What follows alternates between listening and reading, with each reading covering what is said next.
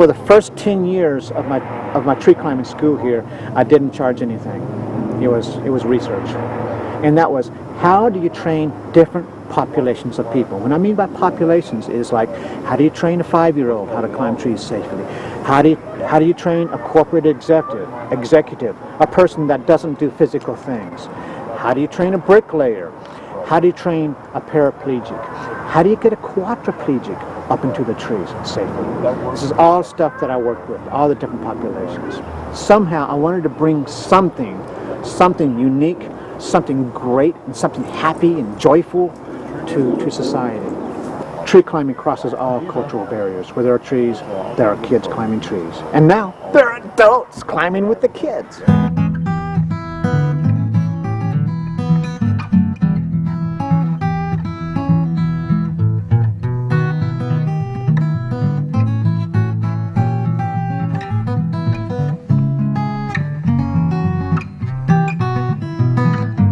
Hi, I'm Peter Jenkins, but most people know me by my climber's name, Tree Man. I look like an adult, but actually I'm just a grown-up kid.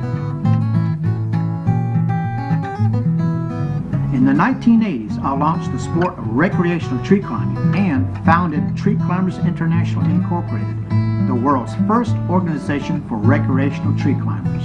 I've been climbing and teaching ever since. I'm going to show you how to climb trees like we did when we were children, this time safely, with a rope and a saddle.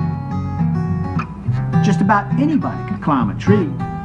All it takes is solid training from a qualified instructor, the right gear, and some energy. Of course, if you have any kind of physical challenge, you should try this only with a qualified instructor. But I don't care how old you are, if you're healthy, this sport is for you. In the background, you are seeing first-time climbers in Nimrod and veteran tree climber Tom McCorkle in Diana, the big old white oak trees at our school in Atlanta. Later you'll see me climbing in Clementine, a beautiful old white oak in Grove Gray Hill. Now you can find people enjoying trees like this all over the world. They're climbing at sunset and sunrise, they're watching birds, or they're just hanging out. They're even sleeping in the trees. All kinds of adventure await you. A note of warning, just like everything else we do, tree climbing can be a dangerous activity. It involves risk. This video is not meant to substitute for hands-on training by a competent instructor. It cannot anticipate or prepare you for all situations which may pose a danger to climbers. Anytime you're aloft, even a small mistake, gear failure, or a tree defect can cause a serious injury or even death. Be careful and vigilant. Pay attention to the guidelines we provide you for your personal safety. Follow our suggestions and manufacturer's recommendations for equipment use and care. Finally, review and stick to the general safety rules in this video. Safety for the climber is our #1 concern. Also, this video is not intended to teach any aspect of tree care. Call a certified arborist or other qualified tree surgeon to perform any trimming or removal of your trees. But make no mistake, we deeply care about the trees we climb. Later on, we'll show you how to protect the trees against damage done by the climbers. Take care of the trees you climb today, and guess what? They'll be around to climb tomorrow. In this video, you will learn about tree selection, spotting hazardous condition in trees, general rules for personal safety, basic gear for tree climbing, how to tie tree climbing knots and set your ropes, how to climb up with a rope and saddle, and finally, tree climbing ethics. We will be using a climbing system known as doubled rope technique, also known as DRT. There are a number of other more advanced climbing systems available, but DRT is by far the best for beginning recreational tree climbers. Now let's get started.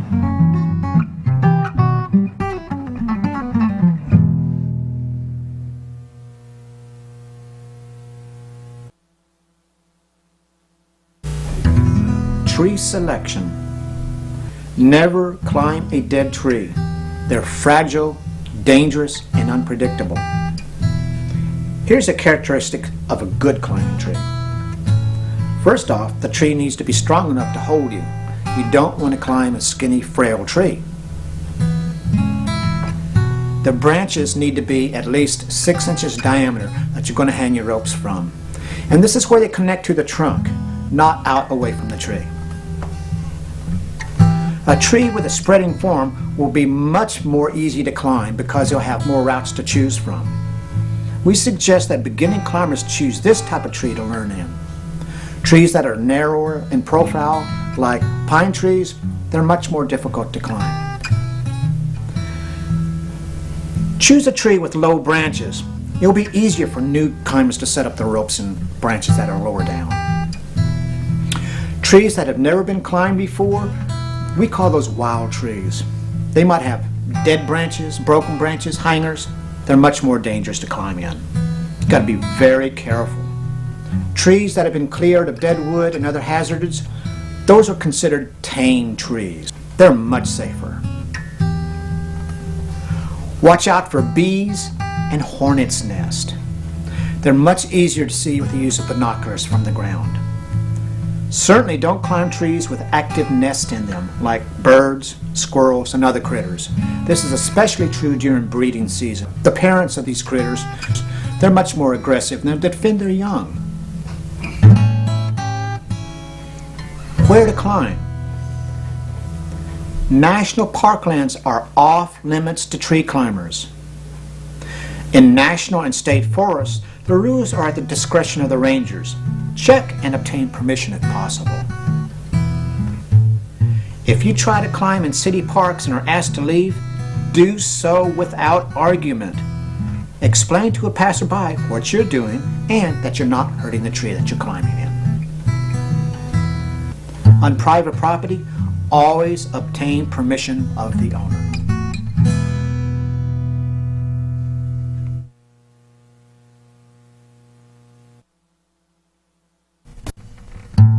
Spotting hazardous conditions in trees.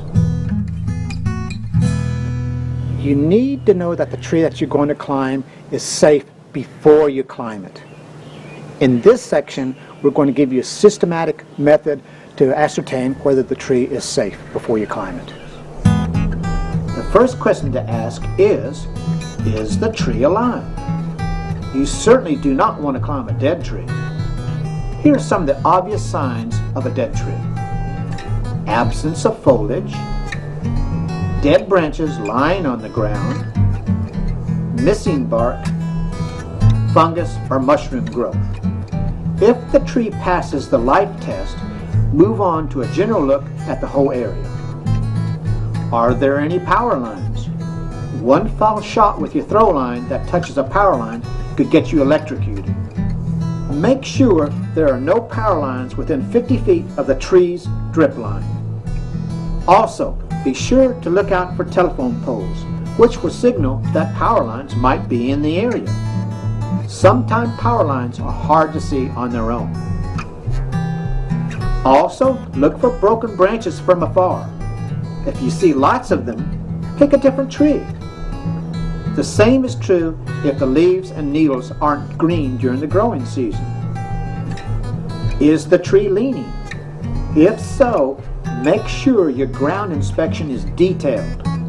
Sometimes the ground will tell you whether the leaning tree is in the process of uprooting, a tree you definitely don't want to be in. Before I climb any tree, I do what I call a 3-zone safety assessment.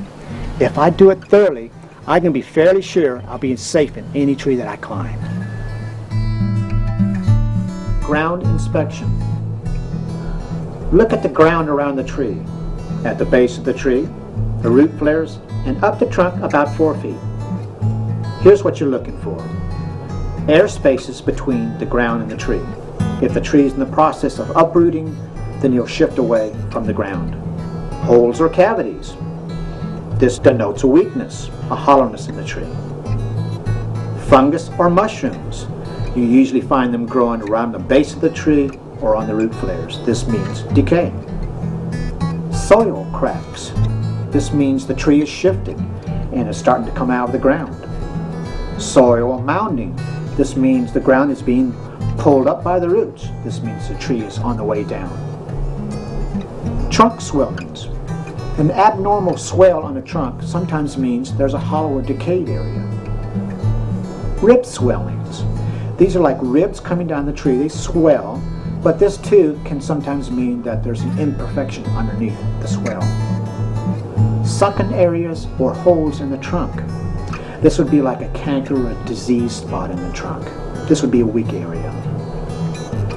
Fine sawdust. This usually means that the insects are active in the tree, which usually means there's going to be dead branches higher up. Trunk inspection.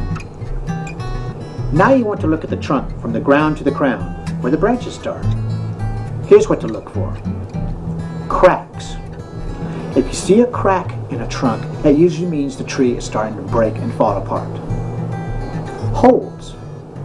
The holes could be from animal holes or where branches used to be. This would be a weak area. Bulges or unusual ridges.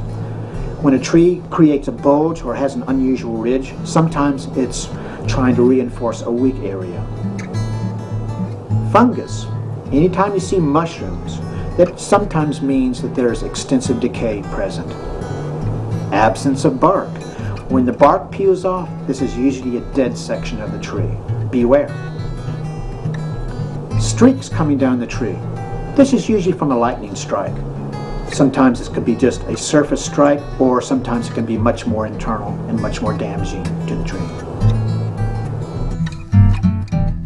Crown inspection. The crown encompasses the branches and the foliage of a tree. Here's what to look for.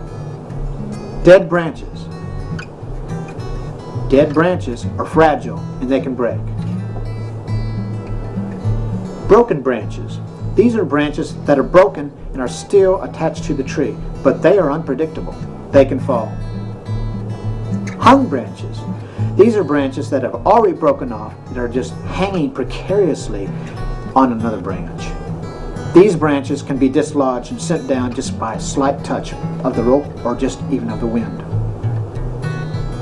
Cracks or splits. Big windstorms can crack branches. They can split branches. These are unpredictable too. Weak attachments. This is where the branch connects to the trunk or a larger branch. Look at the attachments and make sure that they are strong and still stable. Look for cracks and splits at the attachments. A tight V formation is much weaker than a formation that has a U shape in appearance. If you have binoculars, use them in your canopy inspection. Every time you climb, inspect the tree thoroughly, even if you're familiar with the tree. Once you're up the tree, look closer. Sometimes you see hazards you couldn't see from the ground. Again, safety is our number one concern for the climber.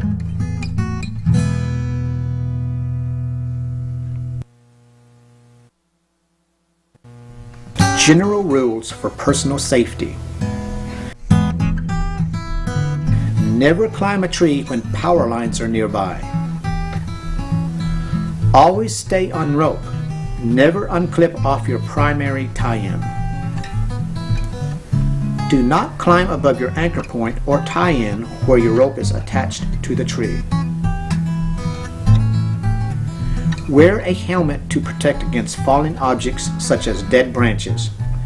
This applies to climbers and anyone under the climbing tree. Be prepared at all times. Bring a first aid kit, cell phone, and a whistle. Make sure someone else knows where you're going and when to expect you back.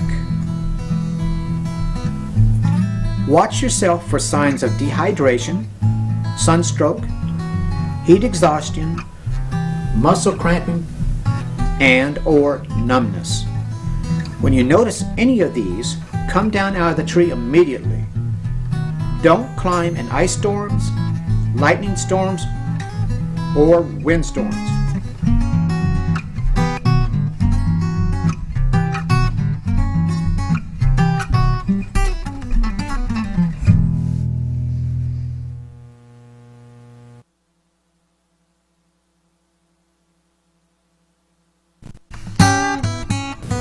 basic gear for tree climbing. This is what you're going to need to get high in a tree. What we'll cover here is just the basic gear. There's all kinds of stuff out there. There's places you can go to look at other stuff, but we'll cover the basics here. Let's start with the saddle. Now these are much different from rock climbing harnesses because they have more padding, because you're hanging from the rope suspended, so you need good support. So on this harness here, it's padded in the back and it has padded leg straps. There's different designs and there's different options, but I'll be showing this saddle today.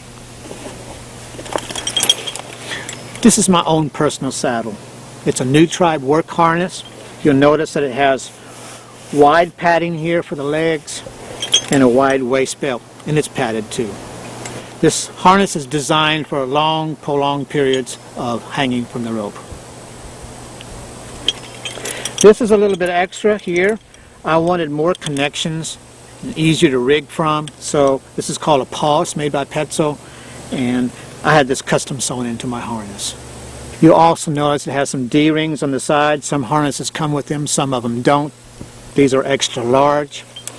And you can add certain things. You can add rings to the sides. I've added a couple bags. One's a zipper and one's an open bag on the side where I carry extra gear. This is my own personal harness, but there are many, many different styles and many options to choose from. And now we're going to talk about ropes. Tree climbing needs specialized ropes. Just any old rope is not going to do. You don't want to use a rock climbing rope, and you don't want to use a stiff caver's rope. What makes these ropes specialized for tree climbing is their construction and their weave and the materials they make in the rope. First off, you don't want a stretchy rope. You don't want a rope that's going to bounce up and down. You want a fairly close to static rope. You want a rope that takes knots easily. It's a very soft rope that you can tie your knots into. And also too, you want a rope that's designed for moving over a surface, like a branch. The other ropes that you'll get, like rock climbing ropes and caving ropes, they're not made for moving over a branch. So they can melt and they can malfunction much more easily than this rope here. They come in some different variations, and they certainly come in lots of different colors nowadays. This rope right here is a 1/2-inch diameter rope, or 13 millimeters. This is your standard diameter rope thickness. You'll notice that it's a braided construction, and it is an arborist rope. This rope right here is another arborist rope, but it's a little bit smaller diameter, and it's a lot easier to pack into your trees. This is a 11.5 millimeter diameter rope, or 7/16 plus a little bit more. As for rope length, probably beginners would be fine starting off with like a 120-foot rope. It will also depend on the tallness of your trees. If you're climbing in an area where there's really high trees, then of course you want to start off with a longer rope, like a 150-foot rope. But 120 feet is a good place to start. The next thing you need is a really good helmet. Don't get a cheap helmet, always get a good helmet. Rock climbers' helmets are great. Bicycle helmets, hockey helmets, not appropriate. You want a helmet that's made for impact on the top. Most helmets are designed for this. Some helmets are designed for side impact and front impact. So that's something you want to ask about. Get a good helmet with a good strap system. Don't get a helmet with just a single strap, because they easily fall off and they really don't give you good suspension on your head. Get a helmet that's comfortable to wear. If you're going to be wearing this in the summertime, get a helmet that has some vents. If you're climbing in the wintertime, you may not want to use a helmet that has vents. These are the weights we use to get our lines placed in the trees. These are called throw bags. And these are like bean bag weights. So if you were to make a mistake and miss your throw and you accidentally hit yourself, they're bean bag weights. They won't hurt you. We attach the throw bags to a thin throw line, and they come in different thicknesses, these lines. And the reason we use different thicknesses on the lines is because if you have a thinner line, like this line right here, you can throw it further. But The downside to a thinner line is they're a lot harder to hold because they're so thin. You're going to need 2 different lengths of line. This is the one that I take up into the tree so I can advance the rope from branch to branch. But your long throws, your throws from the ground, you're going to need at least about 150 feet of line. This one here is about 75 feet. A critical piece of equipment we're going to talk about now is your connection to the rope, and that's with a carabiner. There are different styles of carabiners, there's different colors, and there's different ways they work. When it comes to life support, you have to know that the carabiner is locked and safe. For life support carabiner, what you're hanging from, you must use a double locking carabiner. They come in different styles, and this style here uses a push button style. It takes 2 separate motions to open the gate. You have a green button, you've got to press it, twist it, that's motion 2, and open it up. These are 2 different motions. Again, motion 1, push the button. Motion number 2, twist the gate, and it opens. Here's another double locking style carabiner. This one doesn't have a button. This is a barrel locking carabiner. You push the barrel up, that's motion 1. Motion number 2, you twist it, and you open. This is another kind of carabiner. It doesn't lock. This kind of carabiner is an accessory carabiner. This is for like hanging gear and stuff off of your harness. You'll notice it doesn't have a locking mechanism. Never ever hang your life off of this kind of a carabiner. Use a double action carabiner for life support. This is a screw link. This is a life support connection. This is the connection used with new tribe harnesses. As you notice here, you shut it by screwing it shut. The good thing about this connection here is it is multi-directional. I can load it up at this point here, and this point here. With a carabiner, I can only load it twice, 2 different ways, at this point here and this point here. The next thing we're going to talk about is cambium savers. They're also called rope savers. These are devices used to protect the tree and the rope as it's draped over a branch. This one here is a leather sleeve. It's very simple. Another kind here is we have a plastic conduit. It just slips in like here, just like the leather sleeve. And then for bigger branches, we might use a bigger sleeve. It's called a house sleeve. How it works, and we'll show you how to do this later, is the rope is threaded through the cambium saver, and this is your branch. So what it's doing is, as the rope moves, it's protected from rubbing against the branch right here. This is a foot loop. It's about 5 feet long untied, and it makes about 2.5 foot long when it's tied up. What it's used for is while you're climbing, most people don't have a lot of upper body strength, so you attach this below you're climbing up, so you sort of step in it, and your body weight hoists you up into the tree. Finally, we come to the gloves. You don't have to have them, but it makes climbing a whole lot easier. Now this style of glove here, you notice that the fingers are cut out, so it makes it a lot easier to open carabiners and close carabiners because your fingers are bare. The important thing about the gloves that you select is you want them to have a tacky surface so you can grip the rope easier. If you use a leather glove, it tends to slide around. It's harder to grip.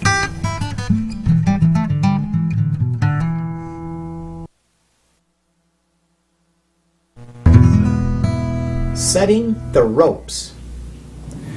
You've got to get your rope into the tree and tie all your knots correctly before you start your ascent. That's what we're going to talk about next. We suggest you watch this segment all the way through before you try it on your own. As we go along, we'll also introduce you to shout signals. These are the words used by tree climbers to tell others about what's happening. You'll also find a complete list of these shout signals in the insert that came along with this video.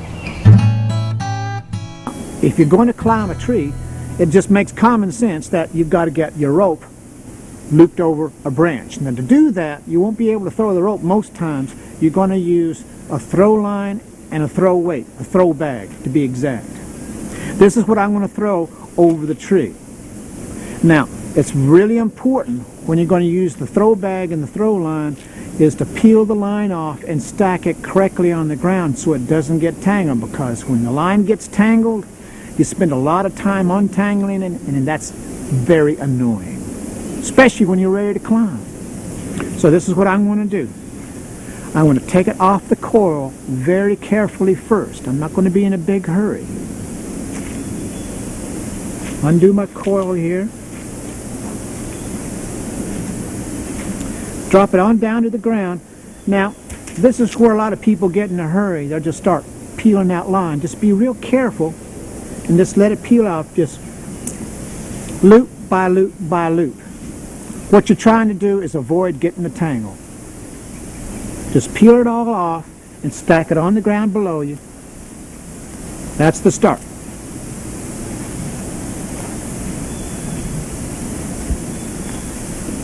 Now, if the line does get tangled while you're taking it off the coil, it's easier to untangle it by opening up the tangled coils as opposed to pulling them tight.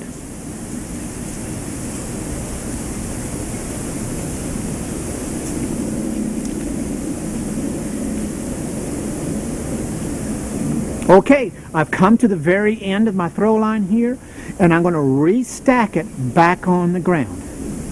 That way, when I throw the line, then it'll just peel off in a very organized fashion. Now, this very end that you just got in your hand here, throw it to the very side just like that so you know where your end is.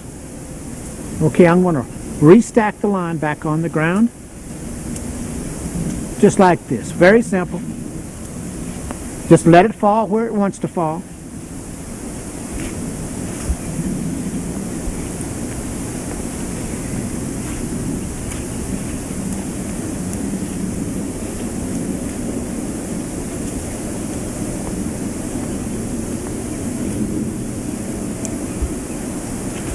Okay, I've come back to the other end, and I'm ready to throw. The line's all stacked on the ground all neatly. I'm ready to go.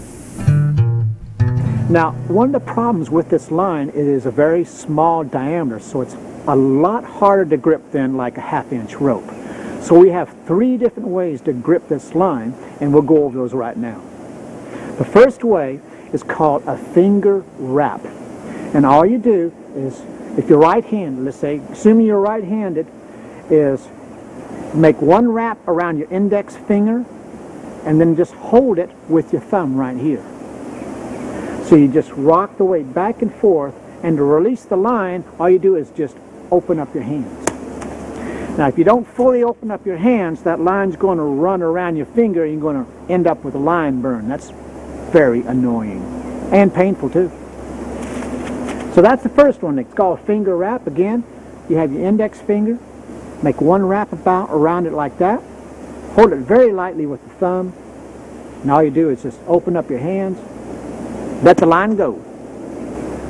This is also called a pointing finger throw. It's my favorite throw. Number 2 way to grip this line is called a grip knot.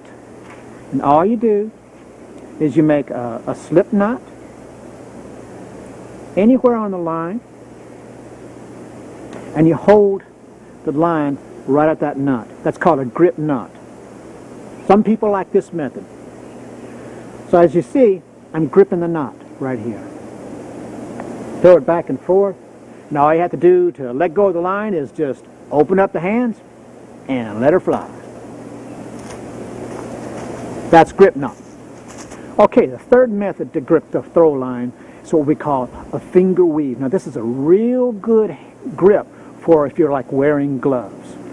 So the way you start it is you start on the top of your small finger and you weave it through your fingers, and when you get to the very end, and you just sort of hold it right here with your thumb.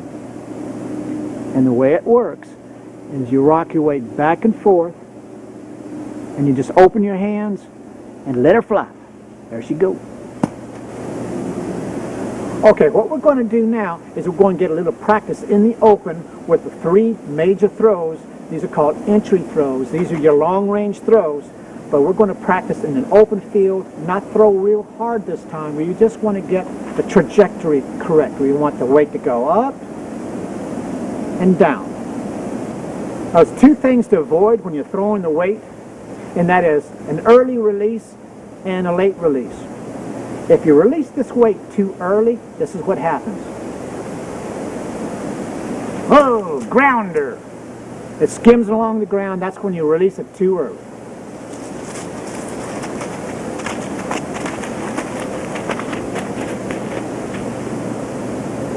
If you release it too late, then you get, oh, wrong tree. The tree behind you. So the first throw is called a pendulum throw. You rock the weight back and forth, just like a pendulum. Look down, you side it, invisible line you create. You yell throwing before you throw. Throwing! And there she goes. All right, the second kind of entry throw is what we call a cradle throw. So you have your weight right here. I'm going to stuff one of my loops right through the top steel ring right here. And I create a cradle. I'm cradling. Have your fingers, your hands, equal to each other. Spread your legs apart. And this is the throw right here.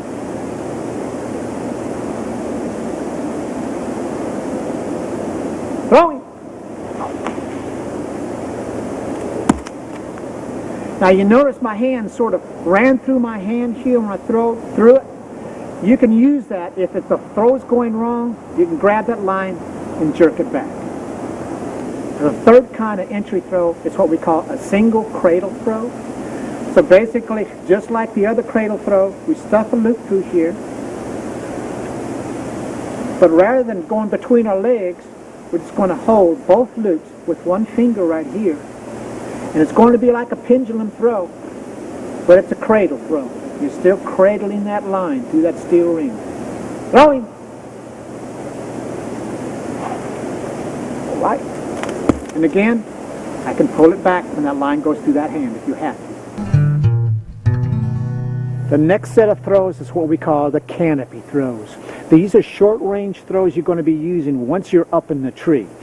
On a canopy throw, you're going to be directly underneath your target branch. With an entry throw, you are throwing at a 45-degree angle, but when you're up in a tree and a canopy throw, you're going to be right here directly underneath your branch. So your throw is going to have to go up, directly over your head, and down. So what we're going to do first is we're going to do a little bit of practicing while our feet are on the ground with a branch that's directly over our head. This first throw is what we call a forward arc throw. Now, the reason we call it a forward arc is because I'm going to spin it to the front of me. This is a forward motion. Going. Up and over. The reverse arc has the weight coming over and going to your back. Same throw, it's a pendulum throw. Throwing.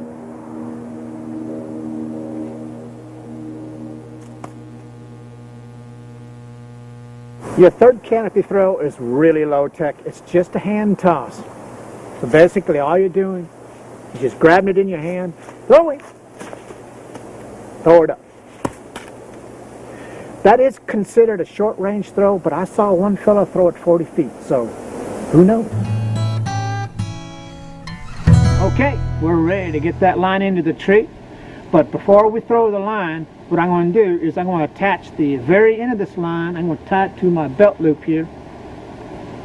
That way I know where it is, and if I miss my shot and the line gets pulled up and over into the tree, I won't lose the end of my line. Okay, I'm ready to throw. So I'm going to rock it back and forth. This rocking motion creates an invisible line. That's my aiming mechanism. So I just rock it back and forth. I sight right down, look up, where I'm throwing at. Look down. And make sure you always yell throwing, throwing. Let everybody know you're going to lob something into the air. All right.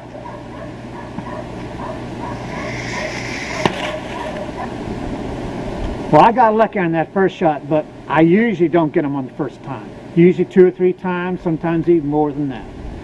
When you made a bad throw, don't pull your line out real hard because you'll slingshot the weight right back at you. This is what will happen. Whoops.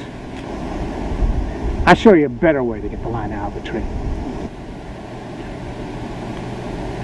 Throwing.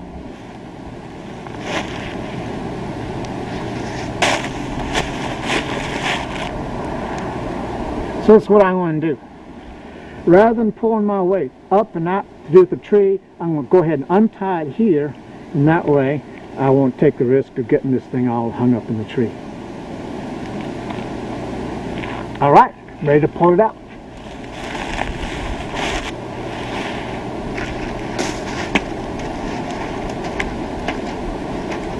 Okay, we've got our line up into the tree, the thin line, throw line.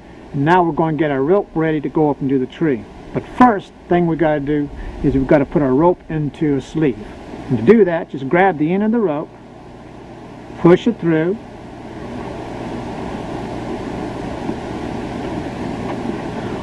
pull up some slack, and on the long end of the rope, standing part, tie yourself a slip knot or a safety knot, just like that. Very simple. Okay, we're ready to put the climbing rope onto the throw line. Of course, we've got to take the bag off first. Put it someplace you don't forget it. Now what we're going to do is we're going to attach the throw line to the climbing rope, then we're going to pull it up and over. To do that, we're going to tie a ground line hitch. It's on the line. I'm going to do a loop right here. I'm going to wrap it 2 or 3 times.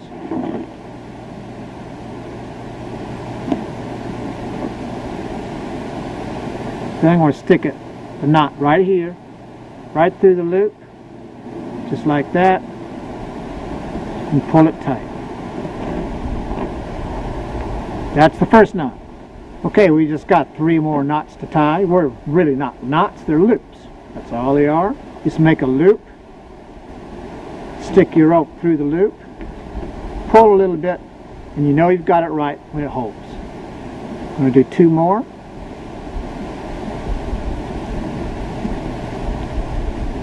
And another one right at the very tip.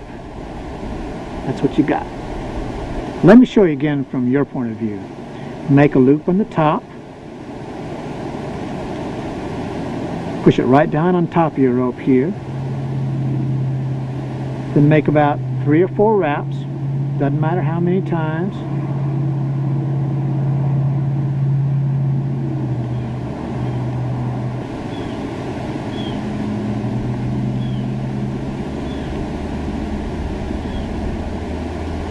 Put the knotted end right through the loop, and then just very gently pull it up snug.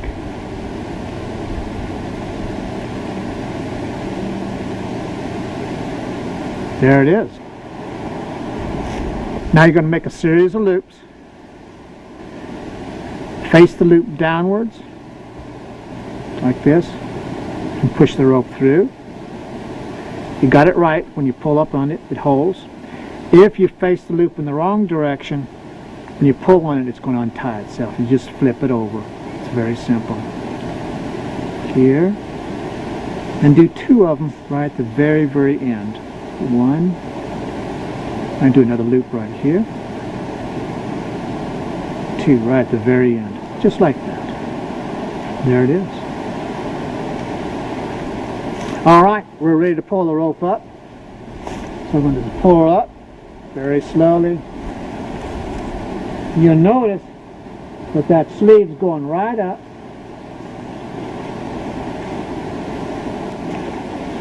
Your rope's going to pass over the branch.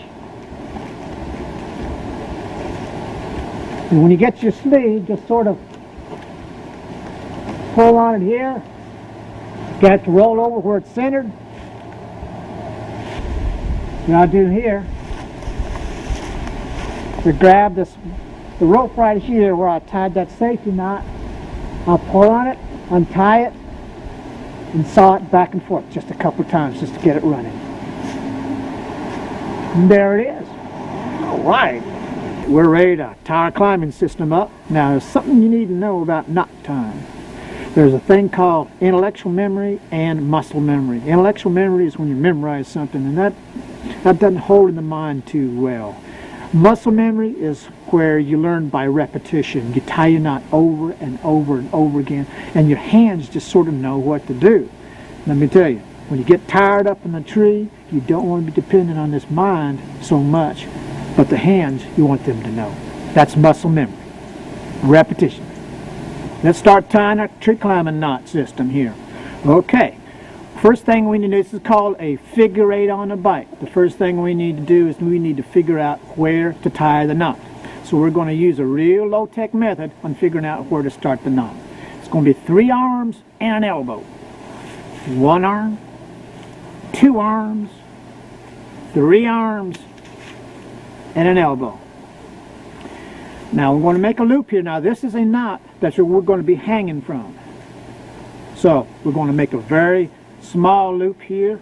We're going to go around the back, around the front, come up over and through the back again. You want to end up with a small loop right at the very top here. This is what you'll be clipping into right here. Tighten up on the tops to cinch the knot down.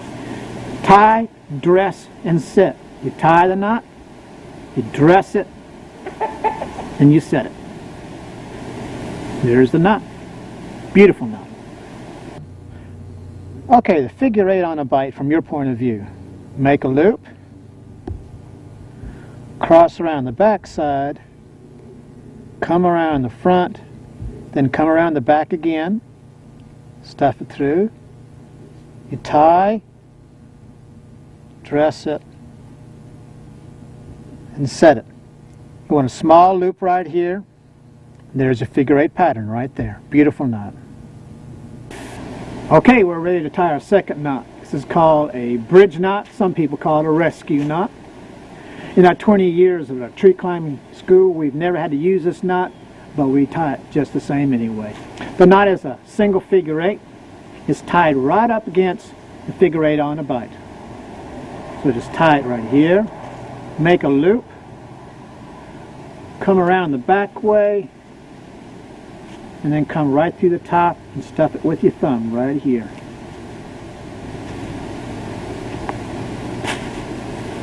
Tie, dress, and set. And there it is.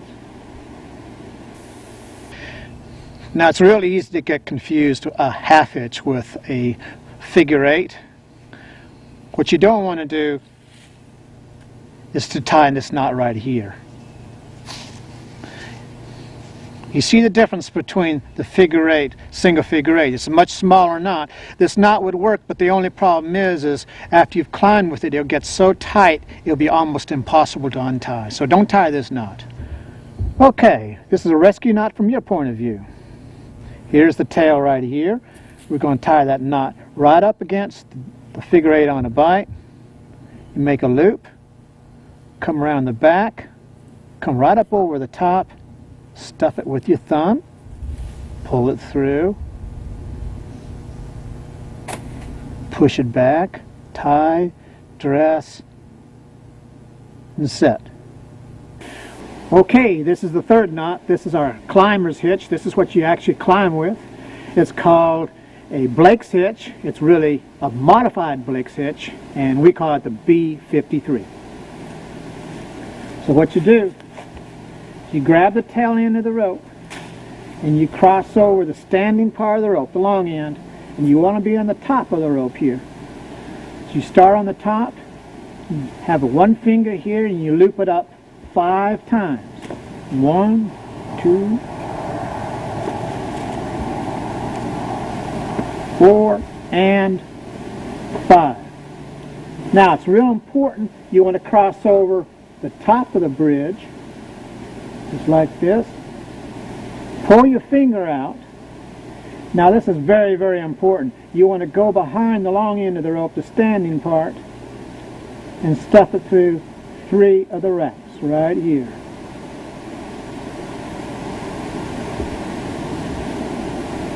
Pull up tight, dress it, and there it is. Okay, from your point of view, this is the modified Blake's hitch we call the B53. So you grab the tail end of the rope, you cross it over the long part of the rope, the standing part, be right on top of it. I'm going to wrap it around my fingers 3 times. 1, 2, 3. Then the top 2 wraps are going to be around the rope. 1, 2. Okay, now bring that tail end on top of the bridge, cross it over the top of the bridge, and very importantly, the tail here, you want to go behind the standing part, behind the long part of the rope, pull your finger, and tuck it on 3 of the wraps, right behind the back here.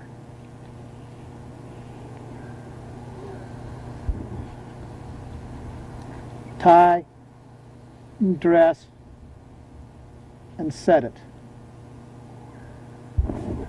And there it is. Okay, the next knot is a familiar knot that we know. It's a figure 8, single figure 8. It's called a stopper knot, and it's going to be tied right up against the Blake's hitch right here, and it functions as a stopper. It prevents the bridge from getting longer.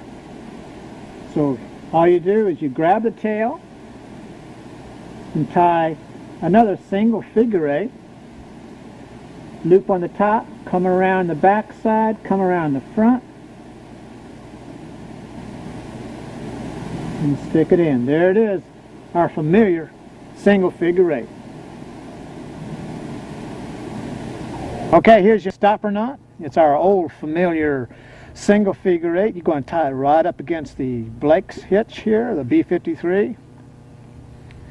So you cross over the top here, come around the back, cross over the top, stuff it with the thumb. Push it up against the B53, tie, dress, and set. Okay, so what we have here is we have a figure 8 on a bite. That's what we clip into. The bridge knot, rescue knot, which we've never used yet. I hope we never have to use. We have the modified Blake's hitch, B53. Then we have the stopper knot right here. Now, there's one more knot I'm going to show you right here. We have 2 more knots actually. And this knot is usually tied while we're climbing, but I'll show it to you right now because we're close to the ground. This is called a safety knot. Okay?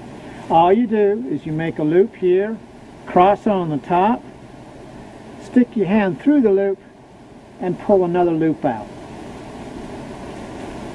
Tie it, dress it, and you set it. This is a slip knot that you're going to tie from the ground up to the knot. From your point of view, this is the safety knot. And basically all you need to do here is you make a loop on the top, reach through the loop, and pull a loop out. Okay, this is a safety knot. Now what this is for is this is to provide you some backup protection. So when you're coming down out of a tree, if you come down too fast, this knot will jam up against the Blake's hitch and stop you. Now we normally don't tie it this low to the ground. We usually tie it when we're about 8 feet off the ground. But this is just to show you how the knot works. But as you're coming down, you're descending, you need to untie them, and all you have to do is just pull on the bottom, then you untie the knot. Very simple. Well, okay, this knot completes your basic climbing knot system. It's called a bitter end knot. And as it implies, it's tied right near the very end of your rope. Now this knot here is going to save your life someday because As you come down out of a tree, this knot will prevent you from falling off the end of your rope. The bitter end knot. Now it's real simple. It's a familiar knot. We know this knot. It's a single figure eight. We're going to tie it about 5 feet from the very end of the rope. It's very important. Don't tie at the very end. Tie it 5 feet from the end. Tie me a single figure eight, make a loop here, come around the back side, our familiar knot here, come around to the front, stuff it in, tie it, dress it, and don't set it too hard, just a little bit. And there it is. Okay, this is the last knot from your point of view. This is the bitter end knot. Tie it from the 5 feet away from the very, very end of the rope. It's our good old familiar single figure eight. You cross over the top, come around the back side, come around the top, stuff it with your thumb, tie, dress, and set. There it is.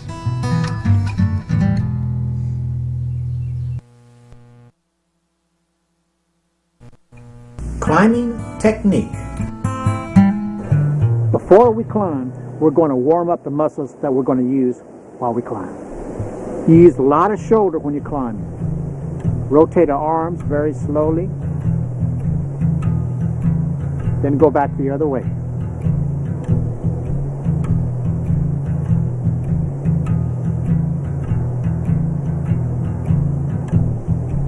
Okay, now you do this. Alternate sides.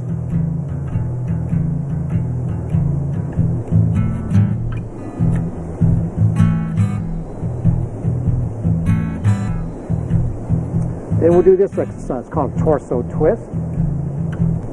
This loosens up the back muscles and shoulder muscles.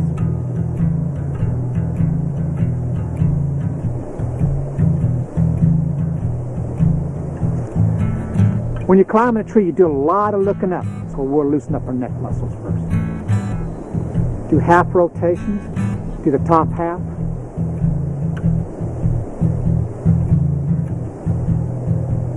Rotate slowly.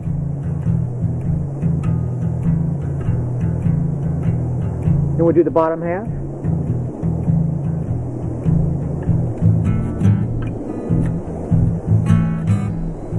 Front to back.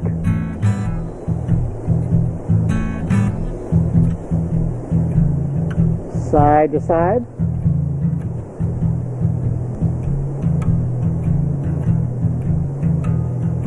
And twist.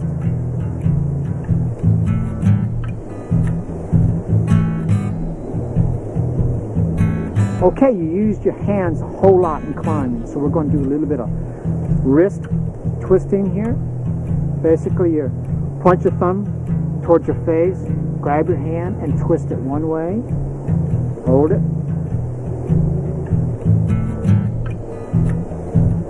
go back the other way, hold it,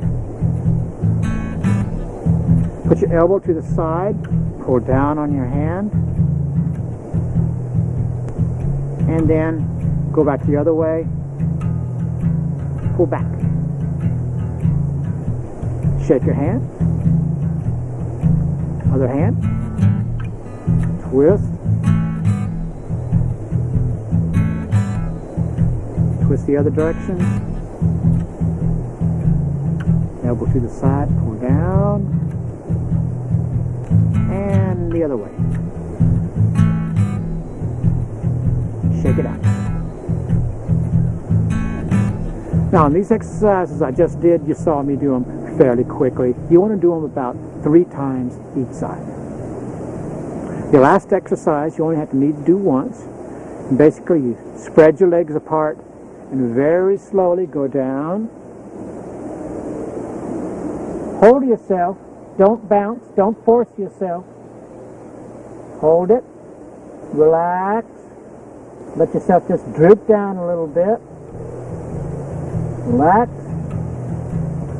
And come up very, very slowly. Don't come up fast. Come up very slowly.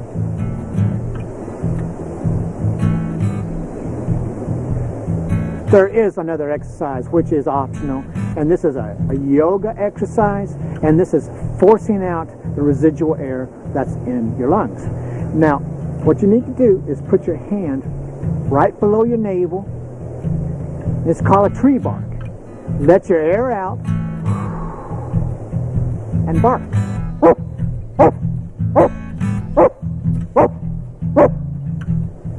You're forcing out all the residual air that's in the bottom of your lung. This sort of purges your lungs out and gets you ready for some good breathing. Tree bark.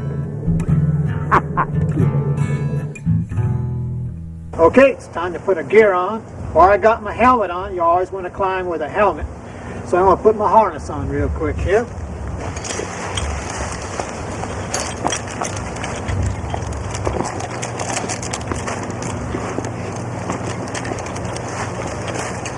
Step through my harness. Make sure that your belt buckle is on firmly and correctly. It's a friction buckle. You want to pass it through and pass it back on itself.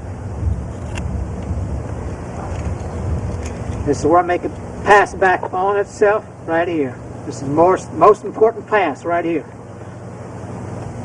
That's your third pass. Very important. I'm going to go ahead and put my leg straps on. Now this is a tree climbing harness, so they don't have to be real tight.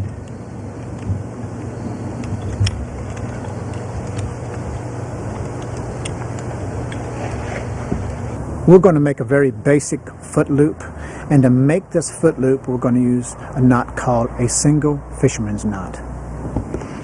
So you grab your two ends here, and what I'm going to do is I'm going to make what we call a half hitch loop on one side. The other side I do the same thing. I make a half hitch loop.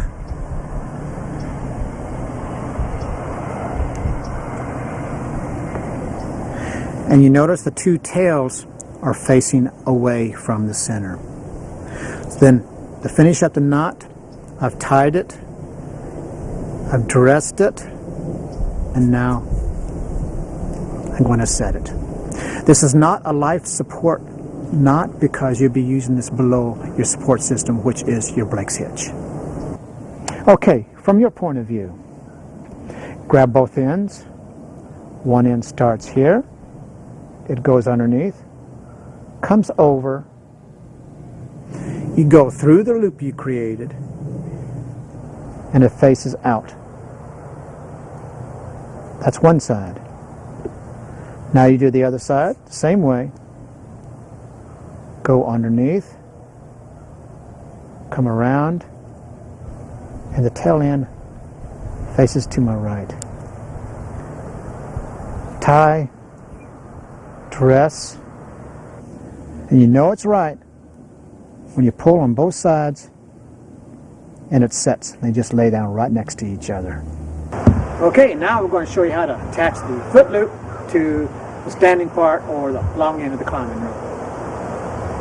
Cross your loop right on the very top. Hold the knotted end at the bottom here.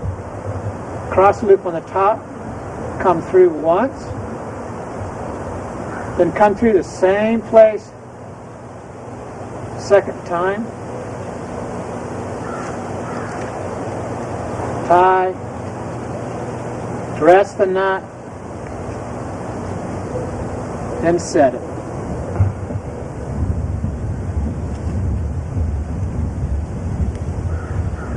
And there she is. Pressing knot. Okay, this is a pressing knot from your point of view. Cross over the top with a loop here. Come through the loop once. And come through the same place the second time. Tie it, dress it, and set it. It's very important to dress the knot so it grabs correctly. When you look at this knot really closely, it looks like it's got 4 fingers that are sort of grabbing the rope. Now, if one of the loops crosses over on itself right here, like this, it's very likely to slip. Okay, I'm going to go ahead and step right up to the rope here and go ahead and clip on in. I'm using double locking carabiners. These are spring-loaded carabiners. I'm going to clip right into this figure 8 on a bite right here. Let go just to make sure that I'm clipped in correctly. I'm going to do what we call a gate check. I'm going to grab that carabiner and squeeze it just to make sure that gate's closed. I'm going to tighten up, get the rope firm, sit down in the harness just to see, make sure everything feels right, feels positioned correctly. Move around, shift if you have to. Stand back up, reposition your harness, sit back down. Okay, on rope, I'm ready to climb. Okay, now that I'm clipped in, I'm going to do a couple safety checks. This one's called a bounce test. I'm going to walk back from the tree just a little bit at an angle. And I'm going to bounce a little bit on the rope. The reason I'm doing this is if my rope is looped over a dead branch or something's going to happen, it's going to happen close to the ground. If a little dead branch or something breaks out, it's going to fall right over here rather on the top of my head. Okay, we're going to do one last safety check, and it's called a back check. B-A-C-K. B stands for belt, A stands for anchor, C stands for carabiner, and K stands for knot. So here we go. B, belt. I want to look at my belt. I'm going to make sure everything is right, correct, make sure my belt's connected correctly. A, I will look at my anchor. That's what I'm hanging off of. I'll be looking up here just to make sure that I've got my rope looped over a good branch. C, that's carabiner. I want to make sure my carabiner is shut correctly here. And K, I'm going to take a look at my knots here. Make sure all my knots are tied correctly. Now that is a shot signal, and then the way it goes is back check, then you run through the progression. Now we're ready to climb. Now I want to show you the hard way to climb. There's two ways to climb. There's the hard way and then there's the easy way. This is the hard way. I'm going to just use my arms alone. So I'm going to sit down in my harness like this. And I'm just going to pull the rope up with my arms. Pull up. Slide the knot up. Pull up. Slide the knot up. This is the hard way. This is a real good workout. Now, if you notice, I can let go anytime I'm held in place. This is the hard way.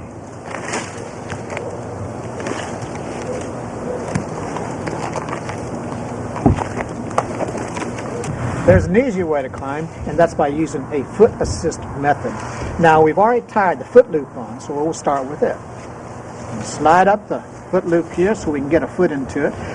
This is a single loop foot loop. Some people use two loops on one line here, but we'll be using a single foot loop here. So we put our foot in here, slide the knot up. You want your knees right around waist level. Don't bring them up in your chest, right about waist level. Both your hands go up. I put my foot right underneath my butt, and I just stand straight down, slide the knot up. So what's happening is my body weight is hoisting me up into the tree rather than pulling myself up with the arms alone, which is a great workout. But if I don't want to have that great workout and want to make it a little easier for myself, I use a foot assist method. Again, slide it up. Hands go up here underneath the Blake's hitch, and then stand straight down. Slide the knot up at your own leisure. Now, while you're climbing with this foot loop, sometimes it gets a little bit tight, and all you got to do is take your foot out of the foot loop and just sort of push these two strands right here, and that makes it loose where they slide a lot easier. Very simple. All right, here's another foot assist method. It's just using the ropes without using the foot loop. I'm going to make a cross and a rope right here and put my foot right in it like this. And basically all I need to do is point my foot straight down, and you notice how the rope locks on itself like that. So my hands go right up underneath the Blake's hitch. Make sure you don't grab the Blake's hitch. Keep your hands below the Blake's hitch. And I point my foot straight down, stand straight up, slide the knot up. Again, point my foot down, stand up, keep my feet below my butt here, slide the knot up. When you get up a few feet, the weight of the rope will sort of make it run a lot easier. Sometimes they'll slide.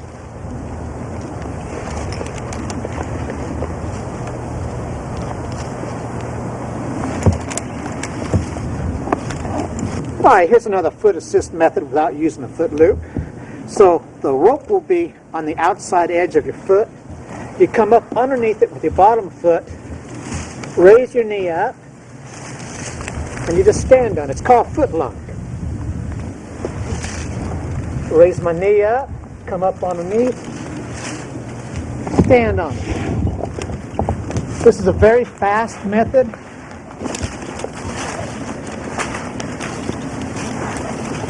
And very easy.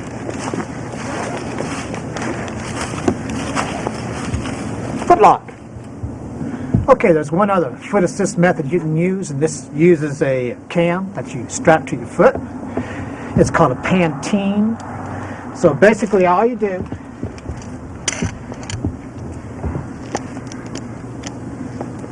straps right onto your foot here.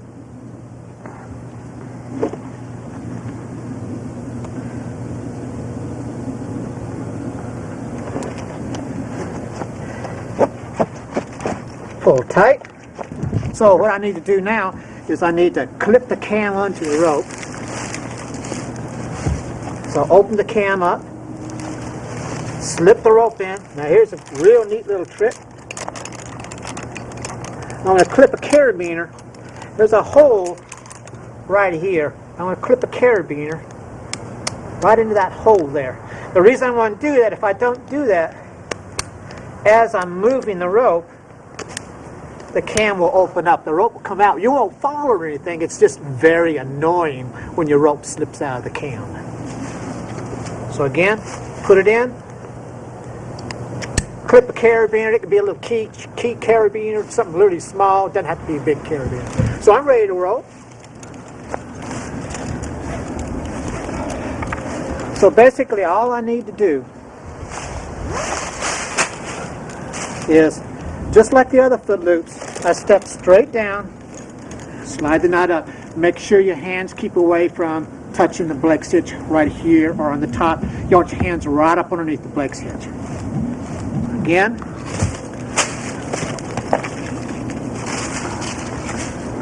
This one's real smooth because all I have to do is just raise my leg up and it automatically advances up that cam. Get up a few feet and the weight of the rope will pull it automatically.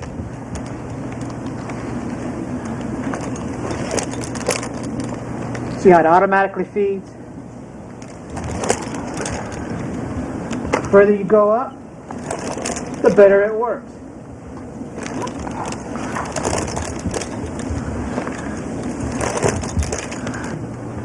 By the way, we're about 8 feet off the ground. Now's a good time to tie a safety knot, right about here.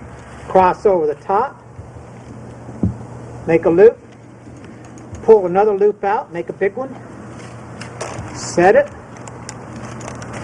continue on upwards.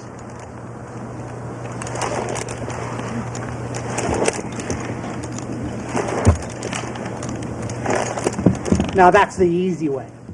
Now, another good thing to know is to, of course, how to come down out of the tree. So basically all it is very simple, is you put your hand, this is called the hitch hand, goes up, 2 fingers on the very top of the knot, this is called your control hand. You very, very lightly pull straight down on the Blake's hitch, very lightly. Let go, you're held in place. Again, the hitch hand goes up, 2 fingers on top of the Blake's hitch, very slowly pull down. It's your control hand right here, sort of back up and come down. Now as you notice, our safety knot's coming up as we're going down. And that's why we tie these safety knots. That way if you come down too fast, it stops you. That is your safety backup. That's what we call a safety knot.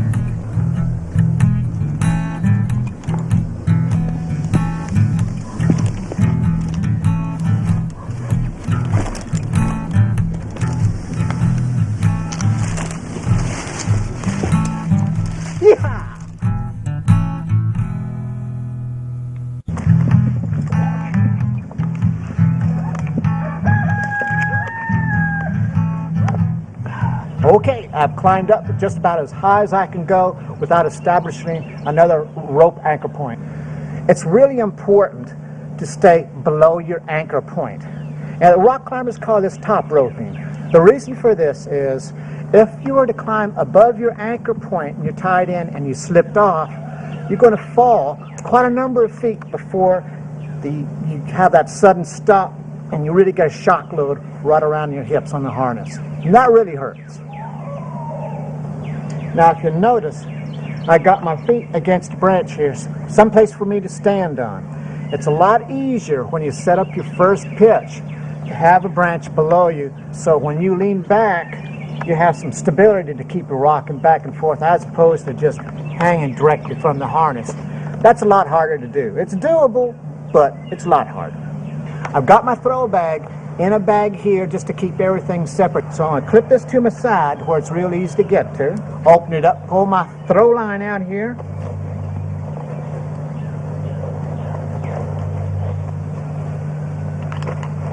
Now this is a shorter throw line. This is from 50 to 75 feet because I'm not making this really far away long pitches from the ground because I'm hanging from the tree, so my pitches are going to be a lot shorter. Got my line out of my bag and I've uncoiled it. I'm going to go ahead and drop this weight down first just to make sure that all of the kinks and the knots are out of this line, because when I throw it, I want it just to be pure line going up and no knots and no tangles.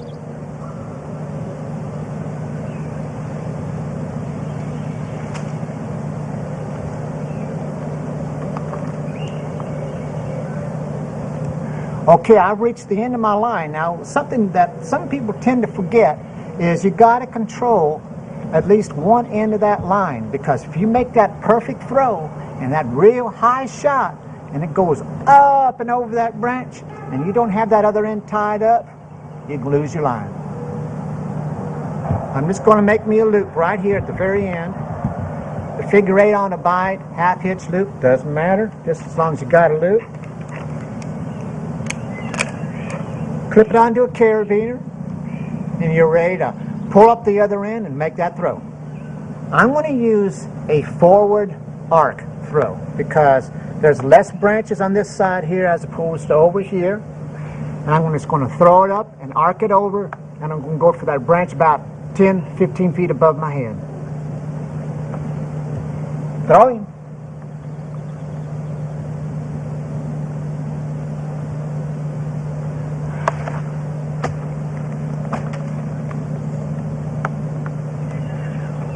Well, I missed that throw, but that's real common, and that's quite acceptable. If you're anywhere even close to that anchor point you want to get, you're just getting really close, just be persistent, you're going to get there. Just keep trying.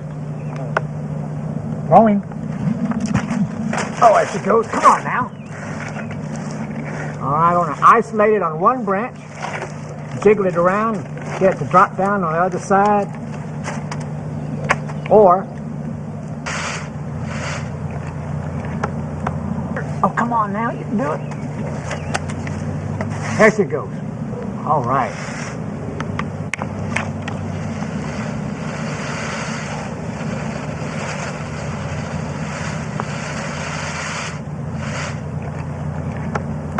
All right, well, that's the first step. We're going to set up our second anchor point. What we're going to be using is double rope end climbing technique. We'll be using the other end of our rope just like it was a separate rope. This is how it's done. First thing you want to do is pull the other end of your rope up to you. A lot of climbers will attach their rope and have it clipped to their side so they don't have to pull it up. Now you notice I'm moving my rope. It's called rope tumbling. This is the fastest way to move a rope up or down, for that matter. Okay, I'm ready to put it on my sleeve on the rope. I've been carrying it on my side. You see how I carried it? I just tied some throw bag line around here, throw line here, right here, clipped on the carabiner. That's how I carried it up into the tree. Went ahead, thread it through.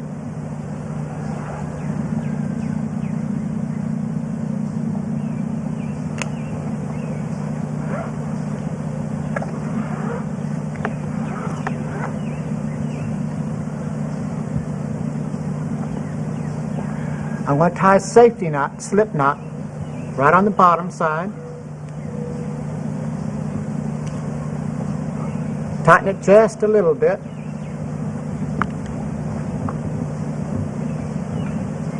That prevents it from sliding down the rope, of course.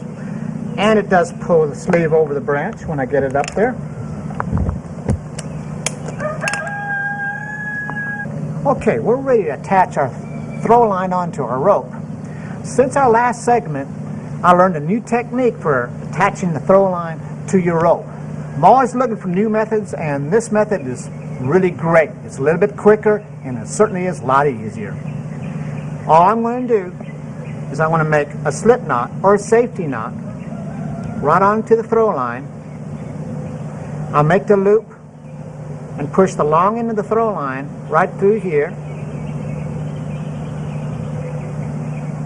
Put the rope through it and tighten up.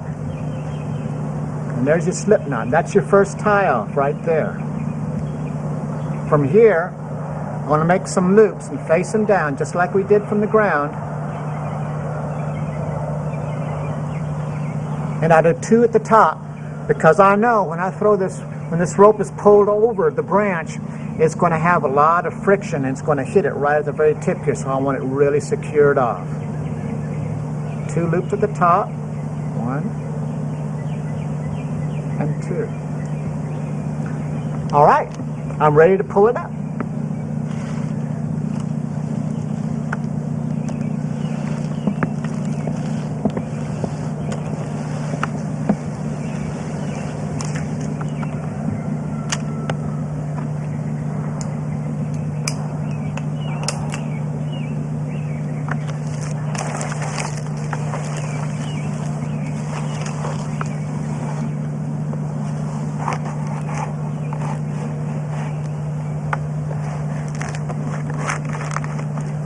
Okay, once that sleeve passes over that branch, I'm ready to pull down on this rope and pull out that slip knot. I'm going to hold tight on the other side. I'm going to saw my rope back and forth just a little bit, just to make sure it's running freely and it sort of lubricates itself. Okay, that's working pretty good. What I'm going to do now is I want to come down with the rope. I'm just going to tie a half hitch right here on the rope. I want to clip it to my harness someplace so I don't lose the end of my rope, just where I know where it is. Now I can take my throw line off. The good thing about this throw line arrangement using a slip knot is all I need to do is loosen up that slip knot just like this, and I can strip everything off one motion. Now you got to always remember to have good housekeeping practices. Once you take that throw line off, you want to call it back up and put it back into the bag, so that way the line that's dangling straight down doesn't get tangled up in your rope. To do that, my thumb faces out and I start making my wraps.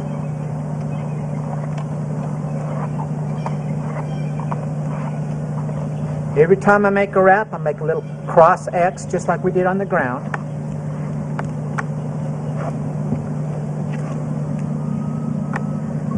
Okay, I'm ready to tie it off. I very gently push it off my elbow, grab it here,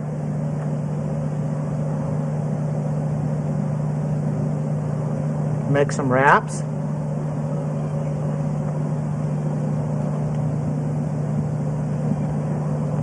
Now here's a real cute trick. I'm going to fold this coil over on itself, and I'll wrap it some more.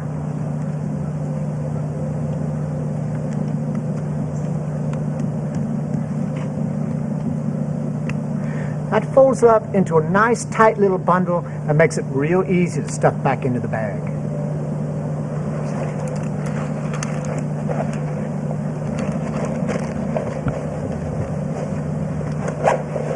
So now we're ready to tie up all the knots to climb up on a second pitch. And we're going to be using all the same knots that we tied from the very bottom. So nothing's different except we're just advancing the rope upwards. I'm going to call this point anchor point A, and our new anchor point, I'm going to call that anchor point B, just so we know the difference between the two.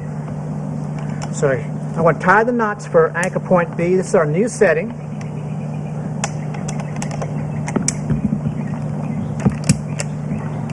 Again, it's the same knots we used from the ground, except now we're in the tree.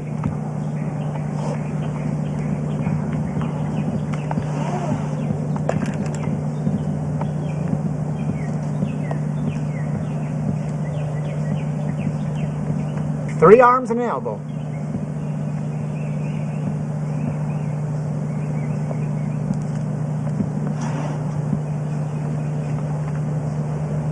This is the figure eight on a bike.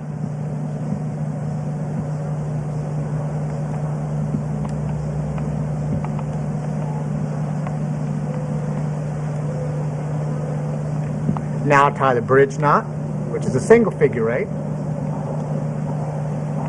We'll tie it right up next to the figure eight on a bike.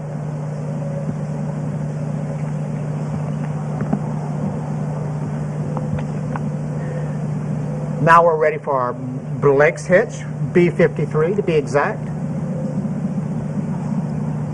Now the fingers here, start on the top of the rope, wrap up 5 times.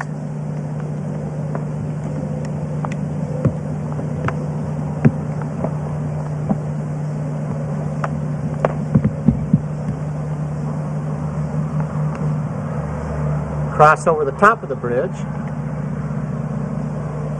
around the back of the standing part, the rope going down, tuck it through 3 wraps,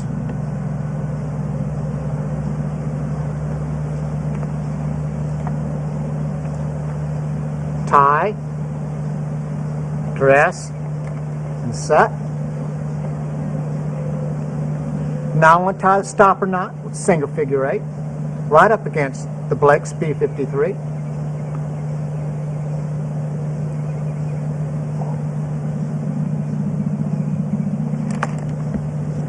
And I'm going to tie a safety knot about 5 or 6 feet below the new anchor point I just tied. Make a nice big fat loop, tie, dress, and set.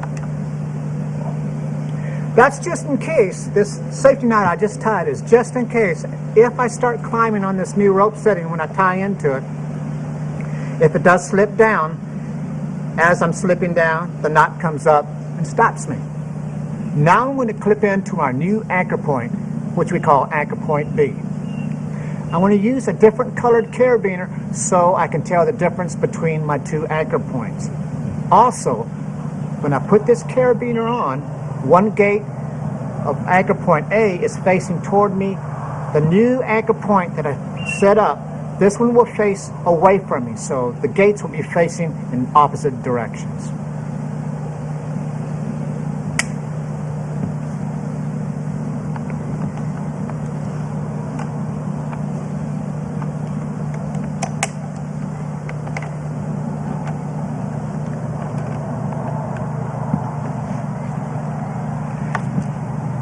Now you notice I'm tied in twice. I'm going to stay tied in twice and test my new anchor point before I even think about unclipping from anchor point A.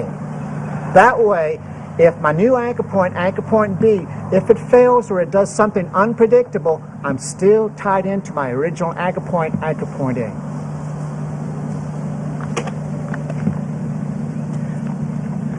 But before I do anything, I'm going to do another back check.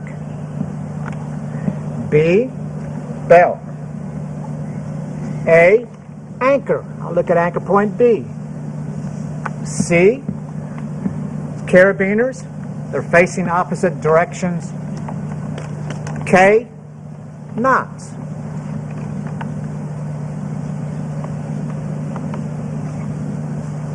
Everything looks great.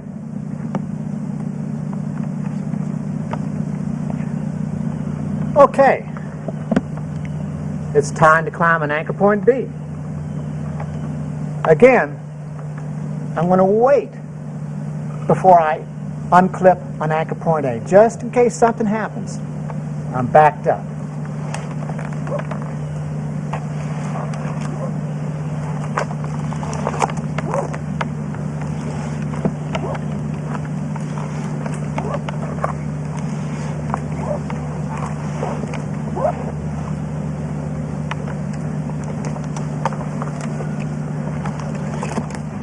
Do a little bounce check, make sure everything's all right. Everything looks great.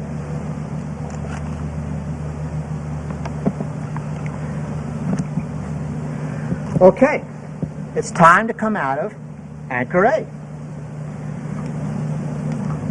First thing I do is unclip.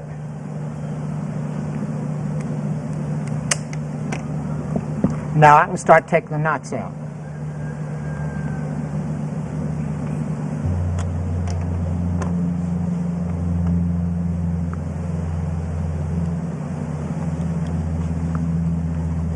I only untied 2 knots.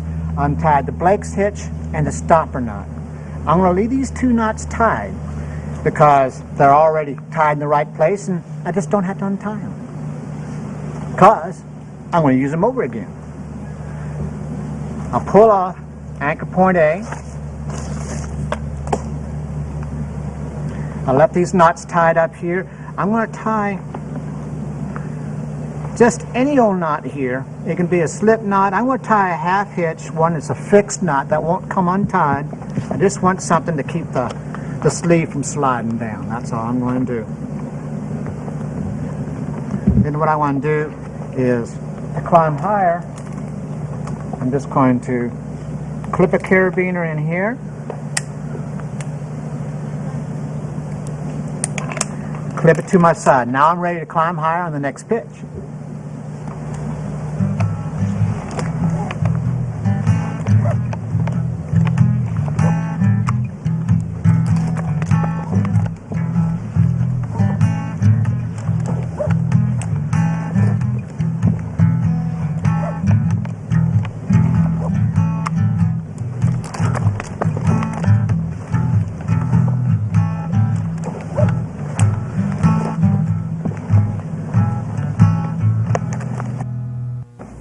Descending.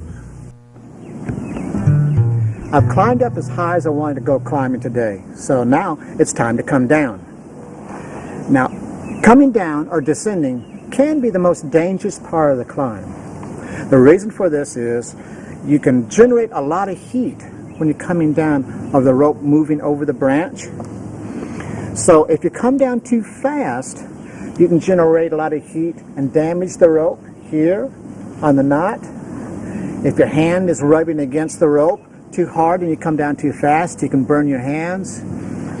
And you can create a lot of heat up here at the anchor point. So it's very important to come down very slowly. You have to really pay attention because when you're coming down, you're not as focused as climbing up. A lot of things happen very, very quickly. It's very easy to come down really quick. So you have to pay attention to what you're doing. The first thing you want to do is you want to make sure you've got enough rope to hit the ground. To do that, you'll notice that I still have my rope tied to my side right here. And I'm going to pull up this rope, and this is called a down check. And I'm going to say out loud to myself, down check, to make sure I have enough rope to hit the ground. And this is what I do. I'll pull this rope up here until I can see the loop that I create with my rope. And I'll see where it goes towards the ground. If the loop that's going down to the ground is too high, like this here, that tells me I don't have enough rope to hit the ground. If the loop doesn't touch the ground, you need to do what we call a down pitch. You need to set up an anchor on a lower branch to make sure you have enough rope to hit the ground. So I do a down check, and I make sure that this loop touches the ground. That tells me I've got enough rope to make it to the ground. Sometimes trees are real bushy, and it's really hard to see if your loop is touching the ground. And if that's the case and you have somebody on the ground, this is how we do it. Down check. Down check, okay. That lets me know that that loop has touched the ground even though I can't see it. Before I go down, I want to make sure that I've tied 2 or 3 safety knots, just in case if I get going down too fast as I'm coming down, these safety knots are coming up and they'll stop me. So I'm going to pull some rope up, fair amount of rope.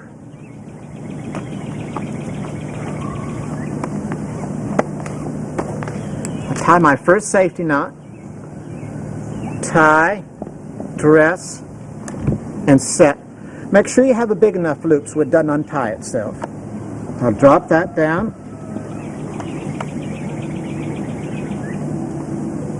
Tie another one.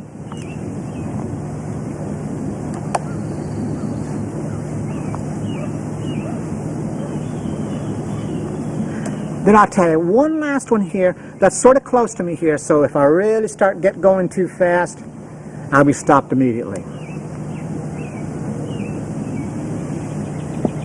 I'm ready to start down. I'm going to be using both of my hands to come down. The top hand is what we call the hitch hand, and this is going to be the 2 fingers are going to very, very lightly rest right on top of the Blake's hitch. This other hand is called the control hand. This is sort of a backup hand. If I get going too fast, I can just slow myself down just by putting a little squeeze on it. This is how it works. The hitch hand goes up, control hand goes down below, and I very, very, ever so slowly pull straight down on my hitch hand just to see how fast I'm going to start going. I don't want to go fast. I just want to come down on an even descent. If you come against a branch like this, just sort of bump yourself past it.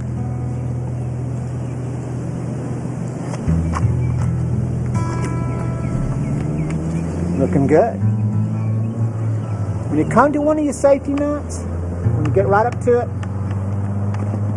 untie it. Continue downwards.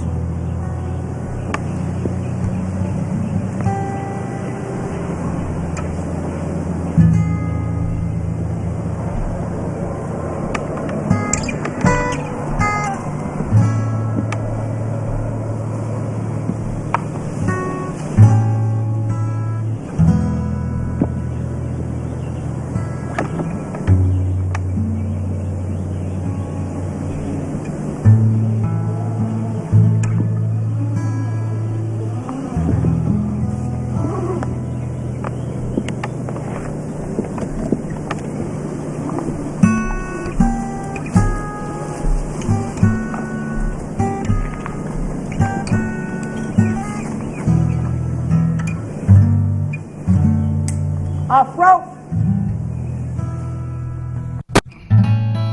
Packing up. It's really important to store your gear correctly. First off, you want to protect your rope. Second off, you want to keep the rope clean.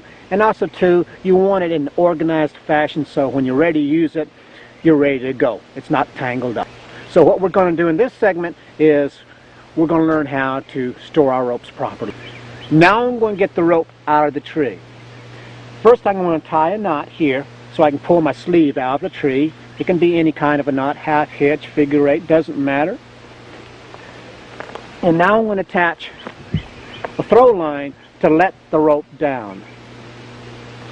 The reason it's best to do this is because if you pull your rope straight out of the tree, it can very often get tangled as it falls through the branches. Just make sure that it comes down in a predictable manner.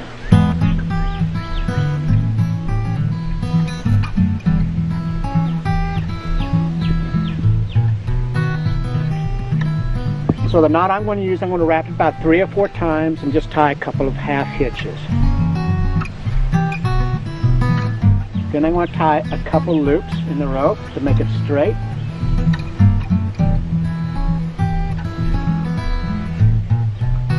Now I'm ready to pull it out of the tree.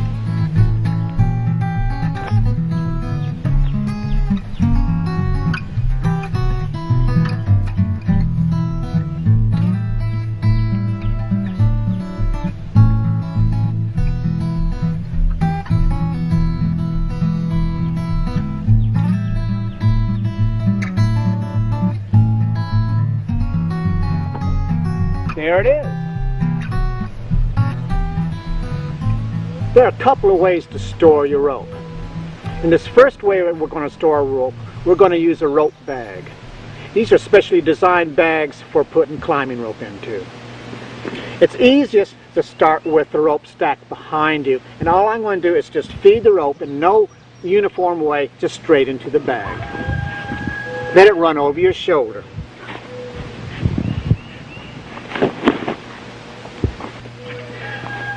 You don't have to be neat in putting this rope into this bag. Just pushing it in a random fashion is fine. It'll come right out of the bag when you're ready to use it.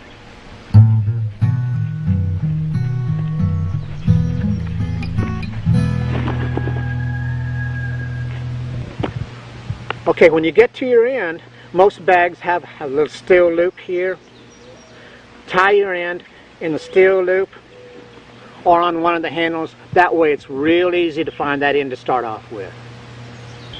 The second way to coil rope is what we call a European coil, or other people call it a backpacker's coil. To start off with, I want to do 2 arm lengths, and this is going to be used to tie the coil up with. I'm going to throw this to the side. Now all I do is hang a loop alternating on each side of my hand. So I hang a loop on this side of the hand, then I hang a loop on this side of the hand, and just alternate from side to side. It's real simple, and it's a very, very fast coil. If the rope gets too heavy when you're coiling it, grab this part here, put it right at your elbow, and then continue on with the loop, alternate sides.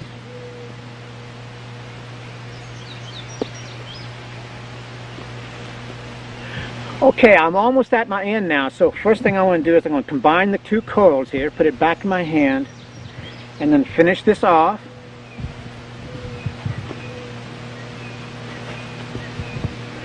Now I want to match these 2 ends. I want to be uniform in length. So what I'll do is I'll throw this end out, and I'll throw the other end out. See if they match up. I want them to be equal length. So this side is just a little bit longer here, so I'll make one loop just a little bit bigger. So I'll match the 2 ends up. I grab the 2 tail ends, make a couple of wraps, stick a loop through the top of the coil, and then pass through that loop. So I'll put the loop on my back, pass the ropes, down this way here, and come back, and now I can just tie it off a couple half hitches.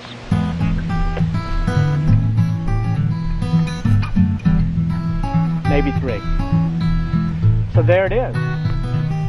Backpacker's coil. My hands are free. I'm ready to go climbing. Now we're going to coil our throw line. It's really important to get your throw line sort of in order so when you're ready to use it, it doesn't tangle up. There is nothing more annoying than having your line tangle, especially when you're ready to climb. So here's how we start. I want to point my thumb away from myself and want to start the tail. It's a very short tail right here. And I want to make loops around my elbow. Now when I come around on this loop, I want to make a cross every time I come around my elbow. So I'll reverse the action here, direction here, come back, I reverse it, come back. So I'm making a cross every time I come over with my throw line right up here. Once you get the hang of it, you can do it without even thinking. It's really quick. This is the best way to coil a line, so when you're ready to use it, it comes out untangled. When you get near the end, slow down and leave yourself about this much of a tail. This is what you're going to tie the coil up with. So the first thing I'll do is very carefully slide it off of my elbow so it doesn't kink and tangle itself. So I bend down a little bit at the wrist, grab it at the bottom, slip it off my elbow very carefully, and now I'm going to tie the coil up. I make about 2 or 3 wraps on the top, it doesn't matter how many times. Stick a loop through the top to create another loop, and then to stick the end of that line right through there. And there it is. Very simple.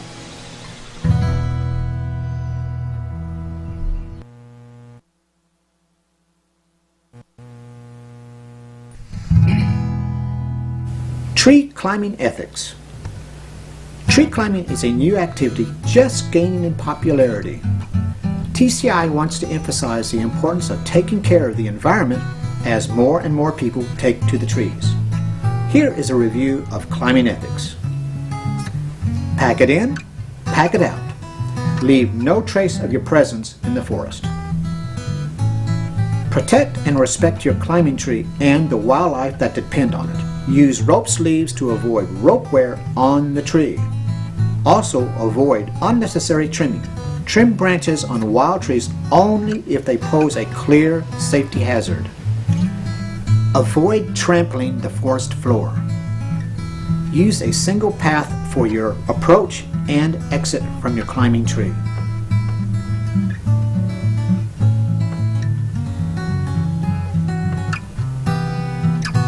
Store your gear all in one place to minimize impact on the ground.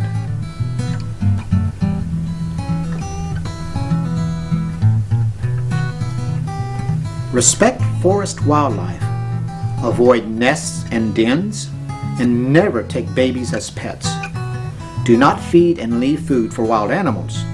Don't have lots of climbers in trees where there are active nests. Be considerate of other people in the forest. Don't block trails. Be quiet and avoid shouting from the treetops. Use a two-way radio to communicate. Come down out of a tree quickly and without argument if a park official tells you to. Whenever possible, educate rangers and others to what you're doing. Asking for permission to climb is best.